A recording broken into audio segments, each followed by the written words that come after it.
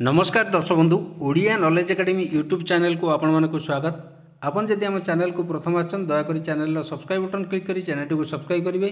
वीडियोटी भल लगे निश्चय वीडियो को लाइक करेंगे, कमेंट करेंगे, शेयर करेंगे बोलिए जहाँद्वारा आप प्रतिदिन नुआ नुआ अपडेट पाइपर। तो आज गोटे गुरुत्वपूर्ण खबर पर आम आलोचना करवा। जानते कर्मचारी और पेंशन मैंने यहाँ गुरुत्वपूर्ण खबर जो थे कि जो 8 पे कमिशन अच्छी तापर गोटे गुरुत्वपूर्ण नोटिस चिठी आम से विषय आज आलोचना करवा।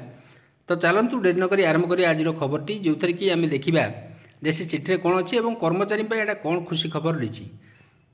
दयाकोरी वीडियो को शेष पर्यटन देखिए जहाँद्वारा आप संपूर्ण खबर विषय जानीपर। तो ये आप देखुए जे government of India minister personnel PG pension department तरफ जोटा कि जेसीए एस्टाब्लिशमेंट जेसीए सेक्शन तरफ गतकाली गोटे गुरुत्वपूर्ण चिठी आसी जो थे कि 8 पे कमिशन को नहीं यहाँ गोटे गुरुत्वपूर्ण चिठी अच्छी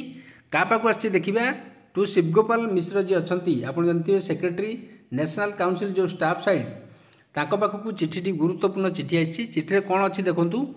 आई am director to refer to your letter जोटा दिखाई एनसीजेसीएम 8 पे कमिशन को जाई जो लेटर टी कराई 3/2/2025 to inform you that a meeting with staff side member of the standing committee is scheduled to be held on जोटा कि 10 फेब्रुआरी 2025 गोटे गुरुत्वपूर्ण मीटिंग हबार अच्छी। कारण आपड़ जानते जे स्टैंडिंग कमिटी मीटिंग परे सरकार आमर जो पे पैनल गठन हम पे कमिशन जो गठन हम तार चेयरमैन एवं तांकर आमर मेंबर्स को अपॉइंटमेंट करेंगे ता ना घोषणा करेंगे। तो जो स्टैंडिंग कमिटी मीटिंग 10 तारीख हबार अच्छी जोटा कि मंडे 12 दिन 12 हम जोटा कि 10 तारीख हम यही मास 10 तारीख हम the chairperson of the secretary जोटी कि सेक्रेटरी चेयरपर्सन हिसाब से रे। It is requested to make it convenient to attend the meeting a list of participant may be share जोटी कि किए कि कौ मैंने समस्ते स्टाफ साइड को तरफ मीटिंग रे योगदान करेंगे डिटेल देवाई ये कहुई। तो ये देखूँ जे deputy secretary government of India तांकर सिग्नेचर अच्छी। तो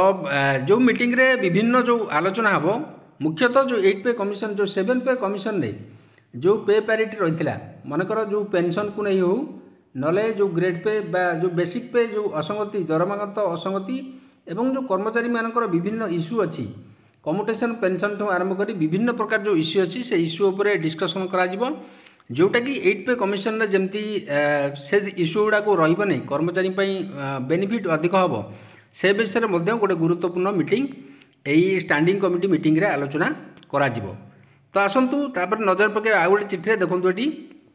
ये शिवगोपाल मिश्र सेक्रेटरी जेसीएम से 6 फेब्रुआरी 2025 अर्थात गतकाली चिठीटी कराई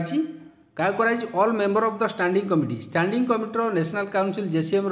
जीतक मेंबर अच्छा समस्त मेंबर पाखक चिठी कराई जो थे कि कहुई it is to inform you that the meeting of the standing committee जो standing committee meeting national council JCM schedule to be held on 10 February आप देखिली यही मास 10 फेब्रुआरी मीटिंग हम जोटा कि 12 जोटा कि न्यू दिल्ली जोटा डिपार्टमेंट पर्सनल तरफ चिठी आसी जोटा आमर मीटिंग गुरुत्वपूर्ण मीटिंग हाँपाई। It is there for been decided that the staff side meeting will be held same day staff side meeting same day 10 February हम जोटा कि 9:30 in the secretariat of the national council staff side जोटा कि new Delhi रे हबार अच्छी for the internal discussion जो internal discussion अर्थात जो कर्मचारी और पेंशन मानकर विभिन्न जो समस्या अच्छी ताकू केमिति सरकार पाखे उपस्थापन करा सरकार जो 8 पे आमर घोषणा कर जो टर्म ऑफ रेफरेंस दिखाई तो तापर केमिति से इश्यू गुड़ाक 8 पे कमिशन जो पेंशन मानकर विभिन्न इश्यू अच्छी जो कर्मचारी मानकर विभिन्न इश्यू अच्छी से केमती रिजल्व हो पार पे कमिशन जो लागू हम से केमती कर्मचारी को अधिक बेनिफिट मिल से गोटे गुरुत्वपूर्ण आलोचना करा सरकार पाखे उपस्थापन करा कहुई you are requested to please attend said meeting the date and time refer to the above. तो एबव डेट एंड टाइम अनुसार ये कहुई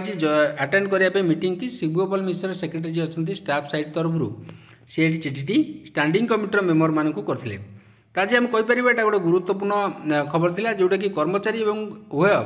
जो मैंने अवसरप्राप्त कर्मचारी पेंशनभोगी अच्छा से गुरुत्वपूर्ण। जदि आपको खबर भल लगे दयाकोरी निश्चय आम चैनल को सब्सक्राइब करेंगे, वीडियो को लाइक करेंगे, कमेंट करेंगे, शेयर करेंगे भूलें। ଯାହାଦ୍ୱାରା ଆପଣ ପ୍ରତିଦିନ ନୂଆ ନୂଆ ଅପଡ଼େଟ୍ ପାଇପାରିବେ।